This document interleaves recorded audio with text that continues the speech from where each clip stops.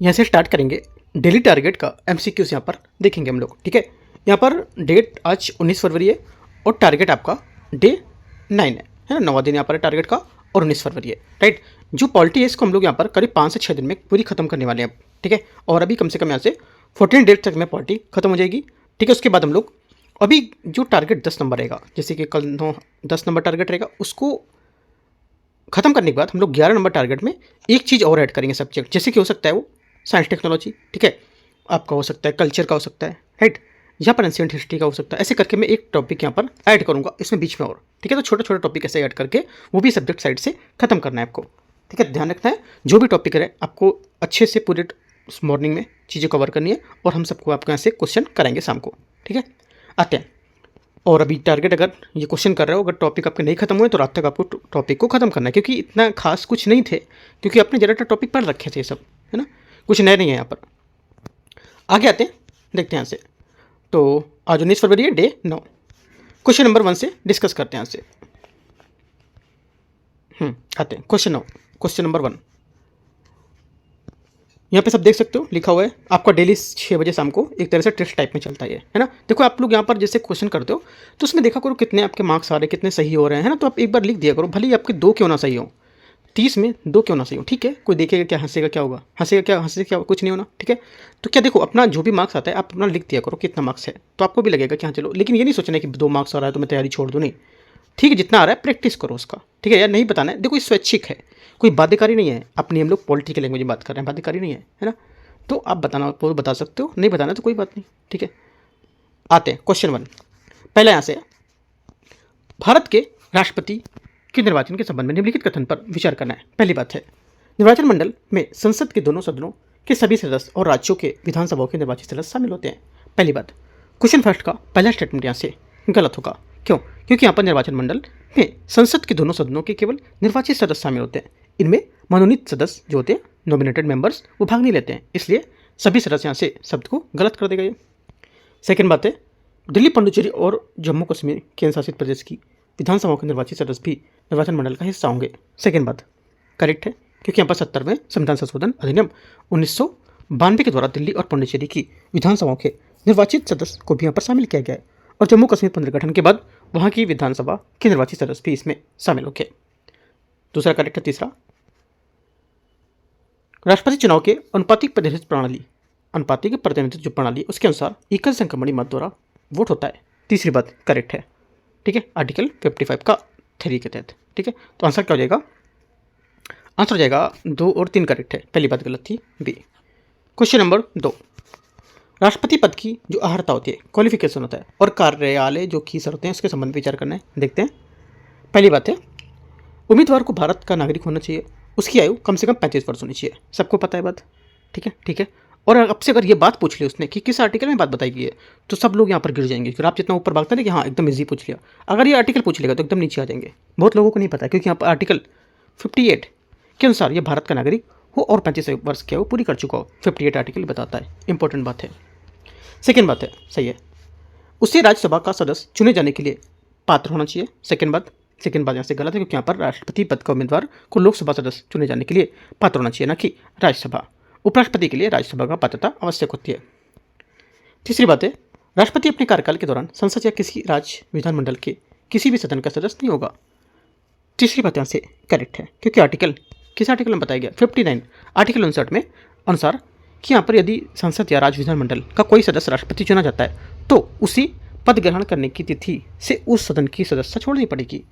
Answer क्या होगा? 1 और 3 सही है, तो 1 और 3 सही है तो आंसर हो जाएगा यहाँ से 1 और 3 सही है तो सी यहाँ से करेक्ट होगा, ठीक है। आगे आते हैं।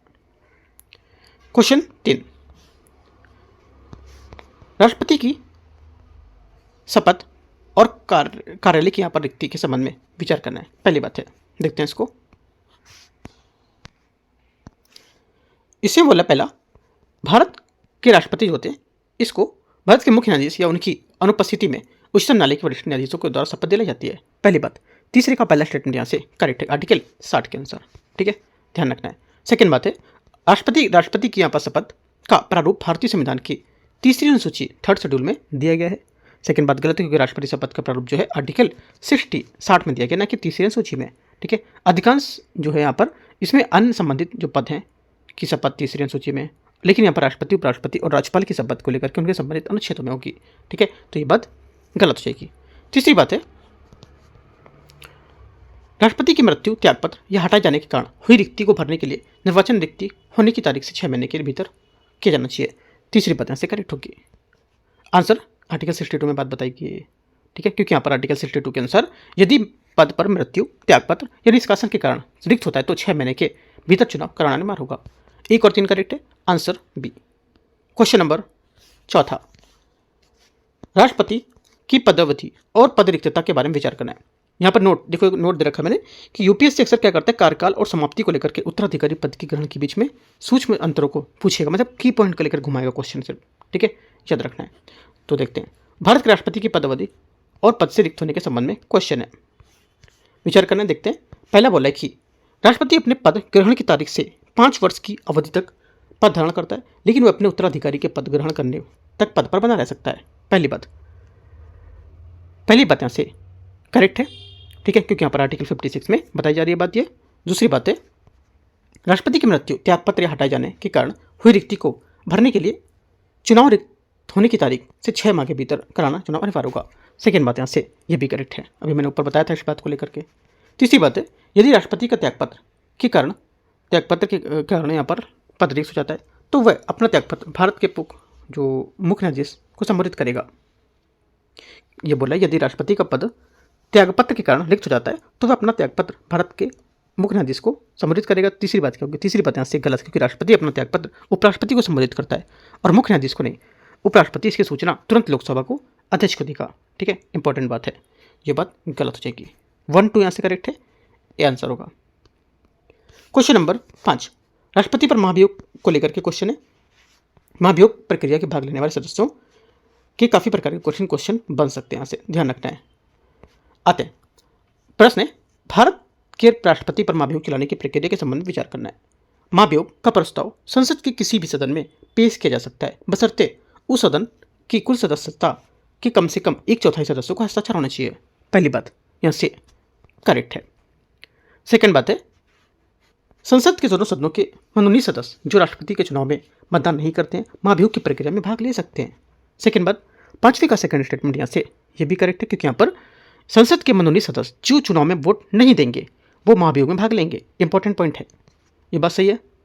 तीसरी बात है, राज्यों की विधानसभाओं के निर्वाचित सदस्य महाभियोग प्रक्रिया का हिस्सा होते हैं, क्योंकि उन्होंने राष्ट्रपति चुनाव में मतदान किया होता है।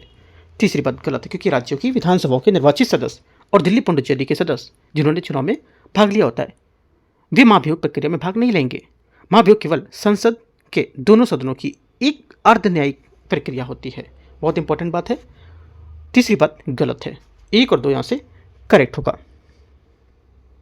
एक यहाँ पर कुछ की पॉइंट अपना करके लिख सकते हो, मैं बता देता हूँ। जैसे जो निर्वाचन होता है उसमें जो मनोनीत सदस्य होते हैं वो भाग नहीं लेते हैं, लेकिन महाभियोग में भाग लेंगे। सेकंड बात आप लिख सकते हो कि जो निर्वाचन है उसमें राज्य विधानसभा में भाग लेती हैं, लेकिन महाभियोग में नहीं लेती हैं। एक पॉइंट ये। तीसरा पॉइंट यहाँ पर होगा कि जो शपथ है ये अनुच्छेद 60 में बताया गया और तीसरी अनुसूची में नहीं बताया गया। एक पॉइंट ये लिख सकते हो उसका। अब इसी पॉइंट को लेकर के आप लिख सकते हो कि बात जो पात्रता होती है लोकसभा सदस्य की होनी चाहिए। तो कुछ की पॉइंट यहाँ पर इन सभी क्वेश्चन की मैं बता दी लास्ट में। ठीक है, आगे क्वेश्चन 6 आते हैं।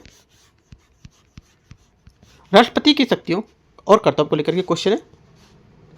नोट यहाँ पर है कि यूपीएससी पूर्व सिफारिश और सुविवेक की शक्तियों से भ्रमित होने वाले क्वेश्चन पूछ सकता है। ठीक है, याद रखना, जो कि यहाँ पर नोट लिखे थोड़ा सा नोट आपको पढ़ के चलना है। ठीक है, और उसके हिसाब से आपको तैयारी को करना है। क्वेश्चन है, राष्ट्रपति की शक्तियों के संबंध में विचार करना है। पहला, नए राज्यों के निर्माण या वर्तमान राज्यों की सीमाओं में परिवर्तन से संबंधित विधेयक संसद में केवल राष्ट्रपति की पूर्व सिफारिश पर ही पेश किए जा सकते हैं। पहली बात।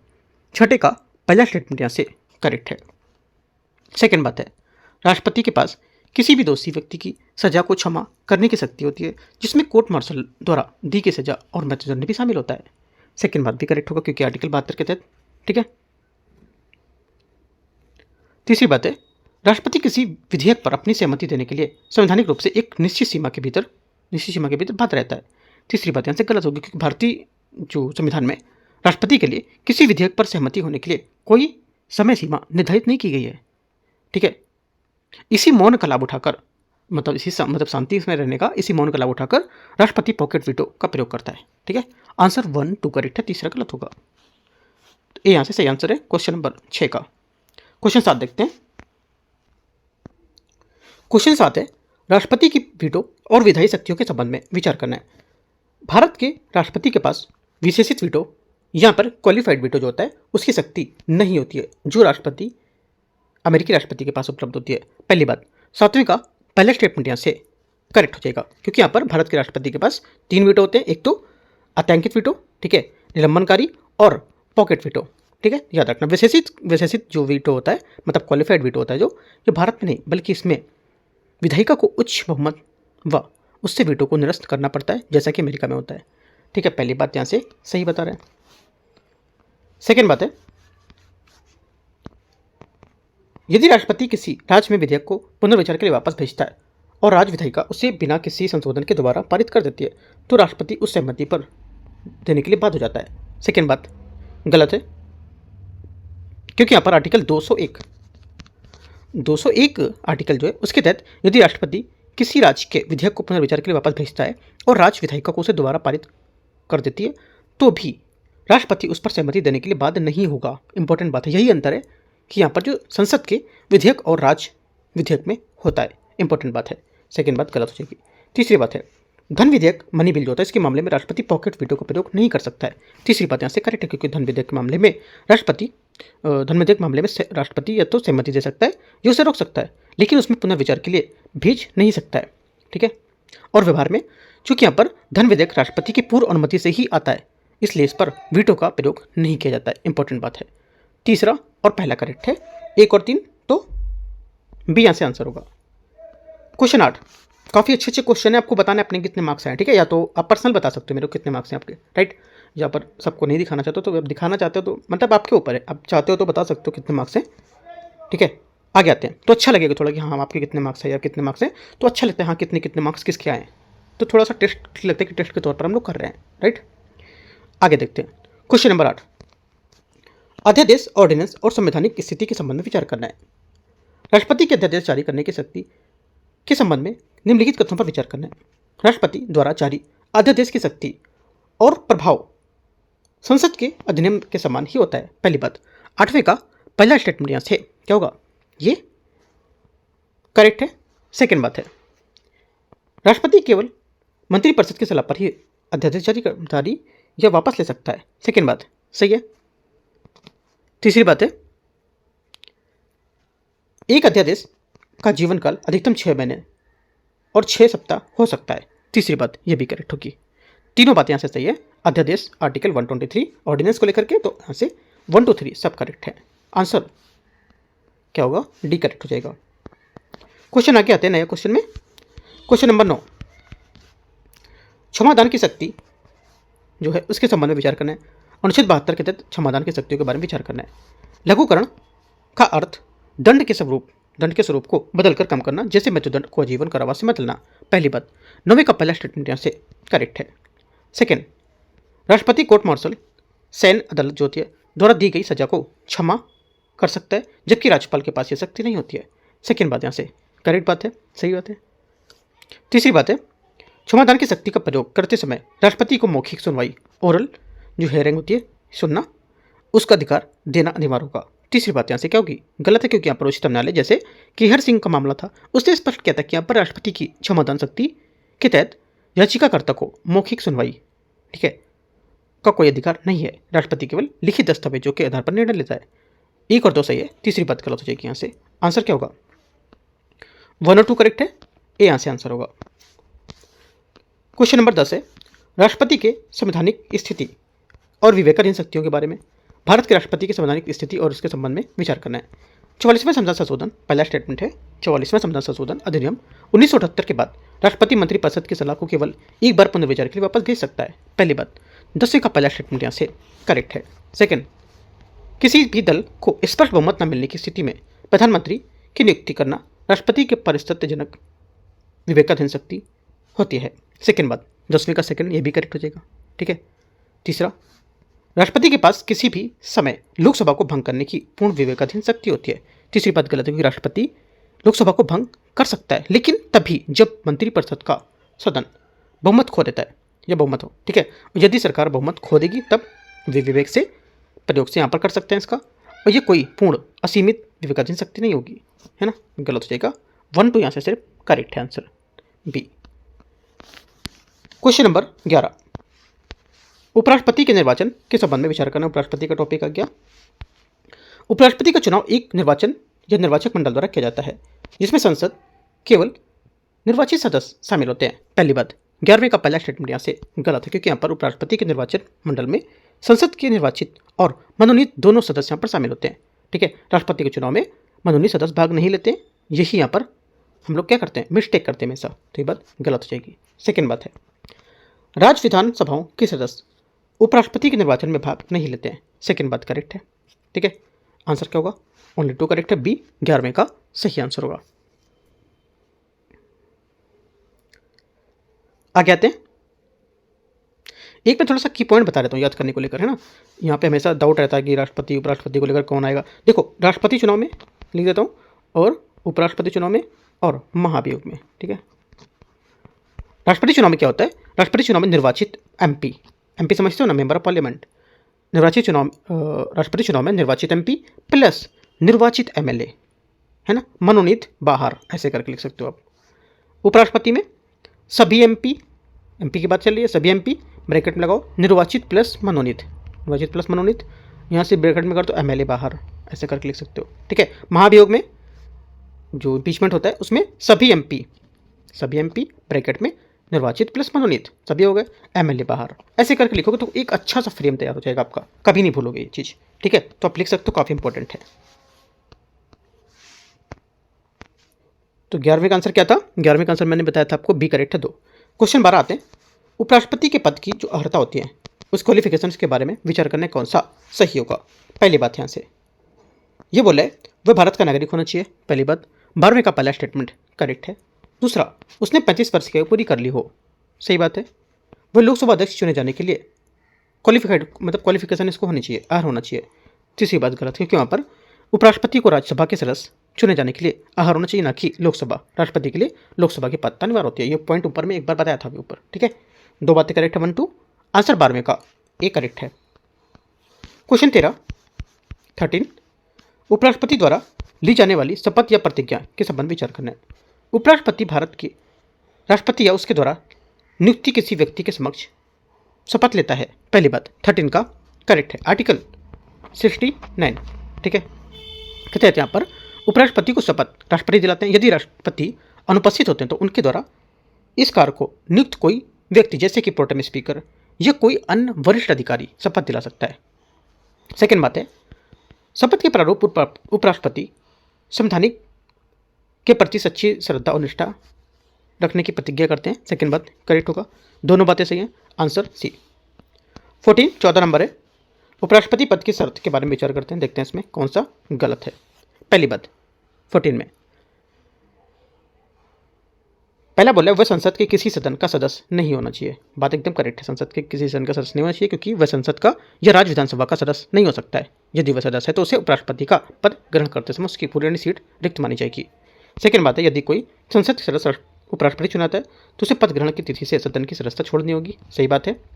तीसरी बात है, वह केंद्र या राज्य सरकार के अधीन किसी भी लाभ के पद में ऑफिस ऑफ प्रॉफिट पर हो सकता है, गलत है, नहीं हो सकता है वो, ये गलत हो जाएगी बात, ठीक है। तो ये गलत हो जाएगी, क्योंकि यहाँ पर वो सरकारी नौकरी या व्यावसायिक पद पर धारण नहीं कर सकता है ये होते हुए, राइट। आंसर क्या होगा, आंसर हो जाएगा 1 2 करेक्ट है, तीसरा गलत है। गलत पूछा है कि कौन सा, हाँ पूछा था कौन सा गलत है, तो तीसरा वाला गलत है, केवल 3। आते हैं क्वेश्चन अगला 15 नंबर में, उपराष्ट्रपति की पदावधि टर्म्स ऑफ ऑफिस के बारे में विचार करते हैं। उपराष्ट्रपति अपने पद ग्रहण की तारीख से 5 वर्ष की अवधि तक पद धारण करता है, पहली बात। 15 का पहला स्टेटमेंट यहाँ से करेक्ट है। सेकंड, वह अपना त्यागपत्र केवल मुख्य न्यायाधीश को संबोधित करके देता है,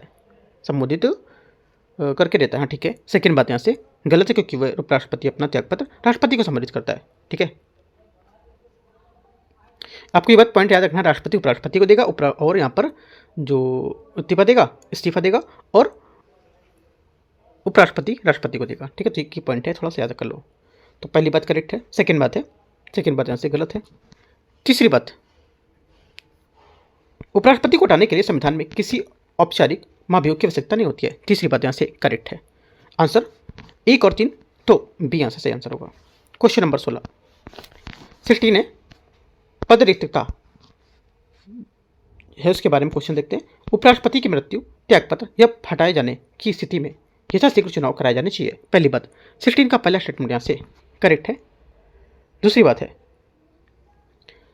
कार्यकाल की समाप्ति से हुई रिक्ति को भरने के लिए चुनाव कार्यकाल खत्म होने से पहले ही हो जाने चाहिए। ठीक है, तो सेकंड बात क्या होगी, 16 का पहला और दूसरा दोनों बातें एकदम करेक्ट है, दोनों बातें सही है। आंसर यहाँ से सी सही है। 17 नंबर क्वेश्चन है चुनाव विवाद, इलेक्शन डिस्प्यूट है, उसको लेकर के क्वेश्चन है।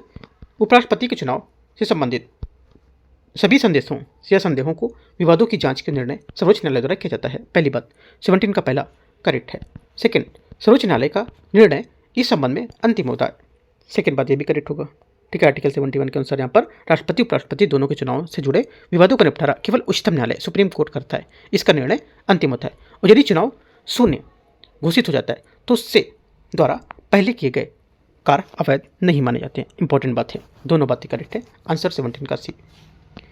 क्वेश्चन 18 उपराष्ट्रपति की शक्तियों के कार्यों के संबंध में विचार करना है। वह राज्यसभा के पदेन सभापति के रूप में काम करता है। पहली बात 18 का पहला करेक्ट है। जब वह कार्यवाहक राष्ट्रपति के रूप में काम करता है तब उसे राज्यसभा के सभापति के वेतन और भत्ते नहीं मिलते हैं। सेकेंड बात करेक्ट है, सही बात है। तीसरा, उसकी शक्तियां और कार्य काफ़ी हद तक लोकसभा अध्यक्ष के समान होते हैं। तीसरी बात यहाँ से करेक्ट, क्योंकि आपस संसद की कार्रवाई चलाने पर जो अनुशासन बनाए रखने को लेकर निर्णायक मत को लेकर के देने के मामले में उसकी शक्तियां लोकसभा के अध्यक्ष के समान ही होती हैं। तीनों बातें करेक्ट हैं। डी 19 नंबर भारत में अमेरिका के उपराष्ट्रपति की तुलना के संबंध में विचार करना है। अमेरिकी जो उपराष्ट्रपति राष्ट्रपति का पद रिक्त होने पर शेष कार्यकाल के लिए राष्ट्रपति बन जाता है। पहली बात 19 का पहला स्टेटमेंट यहाँ से क्या होगा, करेक्ट है, सही बात है। दूसरी बात है भारतीय उपराष्ट्रपति राष्ट्रपति का पद रिक्त होने पर केवल तब तक कार्य कर सकता है जब तक कि नया राष्ट्रपति पद ग्रहण न कर ले। सेकेंड बात भी करेक्ट है, दोनों बातें करेक्ट है। आंसर क्या होगा, 19 का 1 और 2 दोनों बातें एकदम सही है। क्वेश्चन 20 नंबर उपराष्ट्रपति को पद से हटाने की प्रक्रिया के बारे में विचार करना है। उसे पद से हटाना या उसे हटाने का संकल्प केवल राज्यसभा में ही पेश किया जा सकता है। पहली बात 20 का पहला स्टेटमेंट यहाँ से करेक्ट है। सेकेंड है इस संकल्प को राज्यसभा के प्रभावी बहुमत और लोकसभा की साधारण सहमति से पारित होना चाहिए। सेकेंड बात ये भी करेक्ट है, क्योंकि यहाँ पर इसके लिए दो शर्तें होती हैं। एक राज्यसभा का प्रभावी बहुमत जो तत्कालीन सदस्यों का बहुमत होगा। दूसरी बात लोकसभा की साधारण शक्ति सिंपल मेजोरिटी, इसके लिए 14 डेज के पूर्व नोटिस देना अनिवार्य होता है। ठीक है, दोनों बातें सही है। आंसर 20 का 1 2 करेक्ट है, सी। 21 है नियुक्ति की प्रक्रिया, देखते हैं इसको। प्रधानमंत्री की नियुक्ति के संबंध में विचार करना है। राष्ट्रपति किसी भी व्यक्ति को अपनी स्वेच्छा से प्रधानमंत्री नियुक्त क्या लिखा कर सकता है, नियुक्त कर सकता है। हाँ, पहली बात क्या होगी, पहली बात यहाँ से क्या होगी, तो पहली बात यहाँ से 21 था ना। हाँ, पहली बात 21 का स्टेटमेंट क्या होगा, यहाँ से गलत हो जाएगा, क्योंकि यहाँ पर राष्ट्रपति जो होता है प्रधानमंत्री की नियुक्ति पूरी तरह से स्वतंत्र नहीं होता है। संसदीय परंपरा के अनुसार राष्ट्रपति को लोकसभा में बहुमत प्राप्त दल के नेता के रूप में प्रधानमंत्री की नियुक्ति करना पड़ता है, और ये राष्ट्रपति की बाध्यता है और स्वेच्छा नहीं होगी। तो ये बात क्या होगी, यहाँ से गलत हो जाएगी। ठीक है, स्वेच्छा नहीं है। दूसरी बात देखते हैं 21 का दूसरा बोला है यहाँ से, पहला गलत हो गया। दूसरा, यदि लोकसभा में किसी दल को स्पष्ट बहुमत ना हो तो राष्ट्रपति अपने व्यक्तित्व विवेक का प्रयोग कर सकता है। सेकेंड बात यहाँ से करेक्ट है। तीसरा, प्रधानमंत्री पद पर नियुक्ति के लिए व्यक्ति को लोकसभा सदस्य होना अनिवार्य शर्त होती है। तीसरी बात यहाँ से गलत होगी, क्योंकि प्रधानमंत्री पद के लिए नियुक्त के समय किसी सदन का सदस्य होना अनिवार्य नहीं है। कोई भी व्यक्ति प्रधानमंत्री बन सकता है, लेकिन उसे 6 महीने के भीतर संसद में या लोकसभा या राज्यसभा किसी भी एक में सदन या सदस्यता लेनी होती है। ठीक है, तो ये बात गलत हो जाएगी। पहला गलत है, तीसरा गलत है, सिर्फ दूसरा करेक्ट है। सही पूछा है तो केवल 2। क्वेश्चन नंबर 22, शपथ और यहाँ पर गोपनीयता के बारे में क्वेश्चन है। देखते हैं इसको। पहली बात, प्रधानमंत्री द्वारा ली जाने वाली शपथ के संबंध में विचार करना है। प्रधानमंत्री पद की शपथ के साथ गोपनीयता की शपथ भी लेता है। पहली बात, 22 का पहला स्टेटमेंट यहाँ से करेक्ट है। सेकेंड बात है, क्योंकि यहाँ पर जो प्रधानमंत्री को 2 तरह की शपथ लेनी होती है, एक तो यहाँ पर पद की शपथ, दूसरी यहाँ पर गोपनीयता की शपथ। गोपनीयता की शपथ का अर्थ होता है कि यह सरकार के गुप्त मामले को किसी के सामने प्रकट नहीं करेगा, है ना, याद रखना है। सेकेंड बात है, उनकी शपथ का प्रारूप संविधान की तीसरी सूची में दिया गया है। सेकेंड बात करेक्ट है, दोनों बातें सही है। 22 का आंसर 1 2 C। 23, पदावधि और उसका उत्तरदायित्व को लेकर के क्वेश्चन है। प्रधानमंत्री की पदावधि के संबंध में कौन सा यहाँ पर कथन गलत होगा? इसके बारे में जो गलत कथन है 23 का, ये हो जाएगा उसका कार्यकाल अनिवार्य रूप से राष्ट्रपति के कार्यकाल के समान होता है। ठीक है, चूंकि गलत पूछा है इस वजह से यहाँ से गलत हो जाएगा, तो ये बात C नंबर की इसकी गलत है। ठीक है, क्योंकि यहाँ पर प्रधानमंत्री कार्यकाल राष्ट्रपति के 5 साल के कार्यकाल से नहीं बंधा होता है। राष्ट्रपति का कार्यकाल निश्चित होता है, जबकि यहाँ पर प्रधानमंत्री कार्यकाल लोकसभा के विश्वास पर निर्भर करता है। ठीक है, तो ये बात गलत है। क्वेश्चन नंबर 24, मंत्रिपरिषद के मत पर नियंत्रण के बारे में देखते हैं क्वेश्चन। प्रधानमंत्री की शक्तियों के संबंध में विचार करना है। वह किसी भी मंत्री को त्यागपत्र देने के लिए कह सकता है। पहली बात, 24 का पहला करेक्ट है, क्योंकि यहाँ पर प्रधानमंत्री जो होता है मंत्री को चयन करता है और राष्ट्रपति को उन्हें नियुक्त करने को लेकर, हटाने को लेकर सलाह देता है। यदि किसी मंत्री को मतभेद हो तो प्रधानमंत्री उससे इस्तीफा मांग सकता है। सही बात है। सेकेंड बात, वह मंत्रिपरिषद की बैठकों में अध्यक्षता करता है और उसके निर्णय को प्रभावित करता है। सेकेंड बात भी करेक्ट होगी। तीसरा, राष्ट्रपति प्रधानमंत्री की सलाह के बिना किसी भी मंत्री को पदमुक्त कर सकता है। तीसरी बात गलत होगी, क्योंकि यहाँ पर राष्ट्रपति किसी भी मंत्री को अपनी मर्जी से पदमुक्त नहीं कर सकता है, वह केवल प्रधानमंत्री की सलाह पर ही ऐसा कर सकता है, और राष्ट्रपति के पास मंत्री के मामले में स्वतंत्र शक्ति नहीं होती है। गलत हो जाएगा। 1 2 करेक्ट है, आंसर ए यहाँ से सही हो जाएगा। क्वेश्चन नंबर 25 है, वेतन और विशेषाधिकार के लेकर के क्वेश्चन है। यहाँ पर प्रधानमंत्री के वेतन के संबंध में निम्नलिखित कथन पर विचार करना है। प्रधानमंत्री का वेतन भारत की संचित निधि, ठीक है, भारत की संचित निधि फंड पर भारित होता है। पहली बात यहाँ से क्या होगी? 25 का स्टेटमेंट।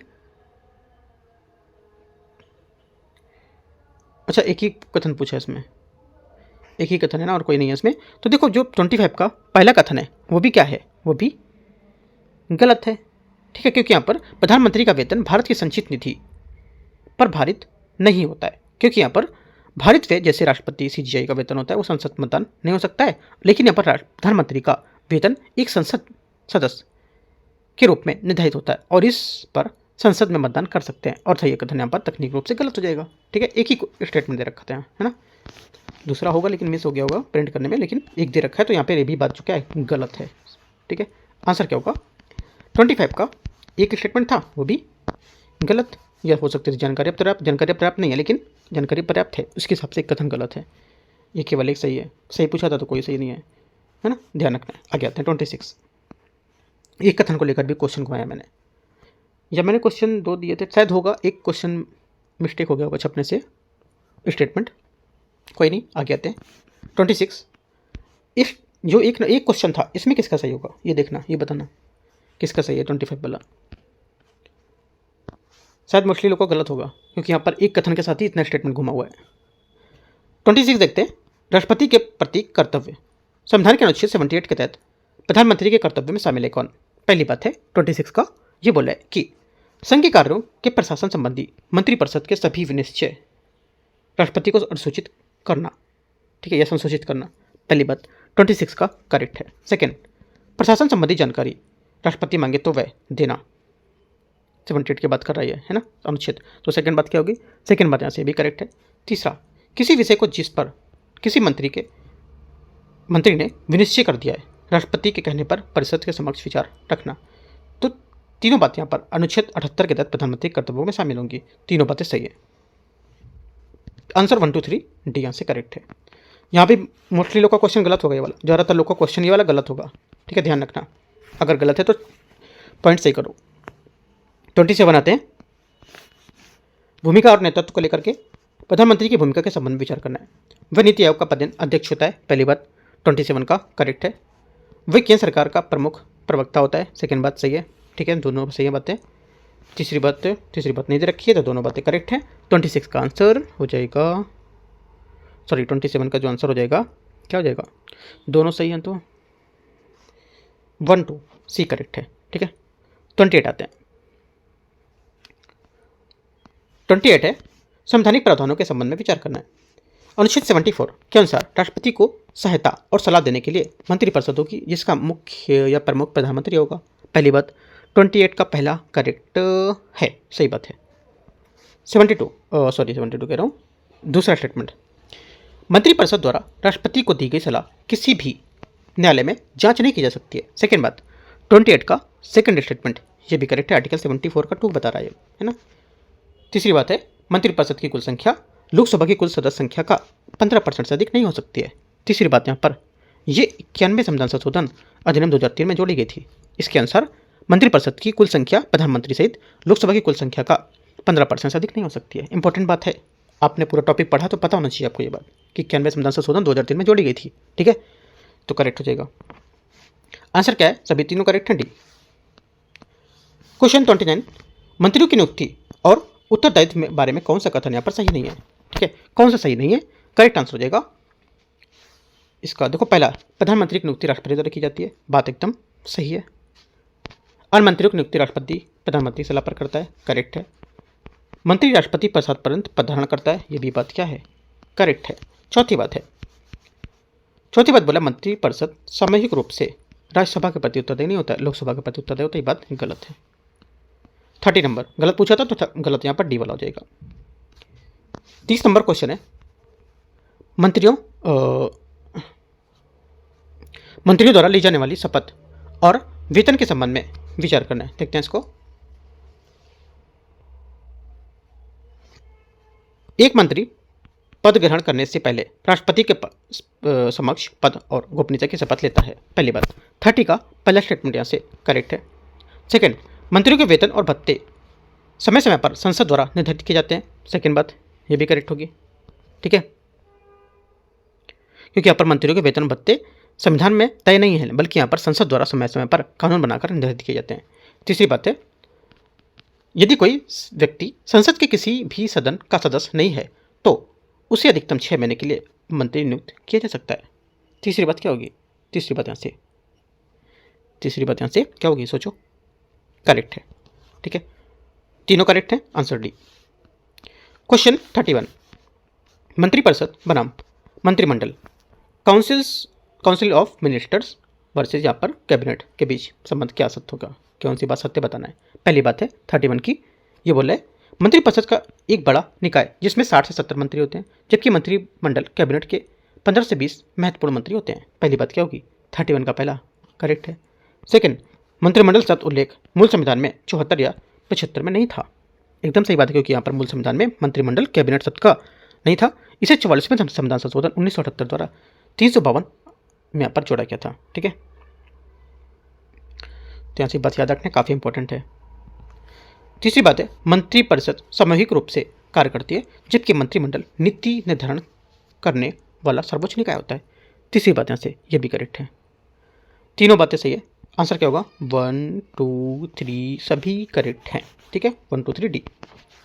32, मंत्रिमंडलीय समिति के बारे में विचार करना है, देखते हैं इसको कौन सा सही होगा। ये समितियाँ संविधान द्वारा स्थापित नहीं की गई हैं, बल्कि ये विवाहेतर निकाय हैं, है ना। पहली बात, संविधानेतर निकाय होंगे शायद, देख लेते हैं। 32 का जो पहला स्टेटमेंट यहाँ से करेक्ट है, क्योंकि यहाँ पर इनका उल्लेख संविधान में नहीं है, इसलिए यहाँ पर ये संविधानेतर, हाँ संविधानेतर होगी, विवाहेतर नहीं है, मिस्टेक है थोड़ा सा, इसको संविधानेतर लिखना है, ठीक है, निकाय होगा, राइट, मतलब एक्स्ट्रा कॉन्स्टिट्यूशन मान सकते हो, ठीक है, एक्स्ट्रा कॉन्स्टिट्यूशनल निकाय होगा, तो ये बात करेक्ट है। कार्य संचालन नियम रूल ऑफ बिजनेस के तहत बनाई जाती है, पहली बात सही है। सेकंड बात है, इसकी स्थापना प्रधानमंत्री द्वारा समय पर और परिस्थिति की आवश्यकता अनुसार की जाती है, सेकंड बात ये भी करेक्ट है।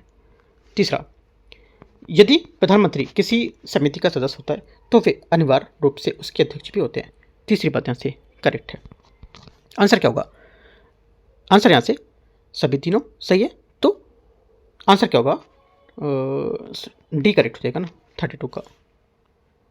33 है, निम्नलिखित में से कौन सी समिति की अध्यक्षता गृह मंत्री द्वारा की जाती है? आंसर हो जाएगा 33 का करेक्ट आंसर संसदीय मामलों की मंत्रिमंडलीय समिति, सी यहाँ से सही आंसर होगा। ठीक है, आगे आते हैं क्वेश्चन 34। मंत्रियों द्वारा राष्ट्रपति को दी गई सलाह और प्रकृति के संबंध में विचार करना है कि यहाँ पर 42वें और 44वें संविधान संशोधन में क्या प्रभाव पड़ा था। देखिए देखते हैं, पहली बात यहाँ से 42वें संविधान संशोधन ने राष्ट्रपति के लिए मंत्रिमंडल या मंत्रिपरिषद की सलाह को बाध्यकारी बना दिया था। पहली बात 34 है ना, हाँ पहली बात 34 का यहाँ से स्टेटमेंट करेक्ट हो जाएगा। सेकेंड बात है क्योंकि यहाँ पर ये इंदिरा गांधी सरकार ने 42वें संविधान संशोधन 1976 द्वारा राष्ट्रपति को सलाह मानने और बात कर दिया था, तो पहली बात सही हो जाएगी। सेकेंड, 44वें संविधान संशोधन द्वारा राष्ट्रपति को यह शक्ति दी गई थी कि वह मंत्रिपरिषद को सलाह पुनर्विचार के लिए एक बार कह सके। सेकेंड बात भी करेक्ट है क्योंकि 44वें संविधान संशोधन 1978 में इसमें ढील दी गई थी और राष्ट्रपति को एक बार सलाह वापस भेजने या पुनर्विचार की शक्ति दी गई थी इसको। तीसरी बात है, पुनर्विचार के बाद दी गई सलाह राष्ट्रपति के लिए बाध्यकारी नहीं होती है।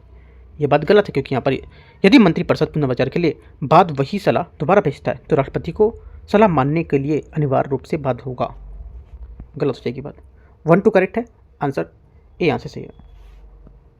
क्वेश्चन 35 है, मंत्रिपरिषद की संरचना में कौन कौन शामिल होते हैं? पहली बात देखो यहाँ पर कौन कौन शामिल होगा। पहला तो यहाँ पर हो जाएगा कैबिनेट मंत्री, ठीक है, महत्वपूर्ण मंत्रालय, रक्षा, गृह और वित्त मंत्रालय, ठीक है, पहली बात करेक्ट है।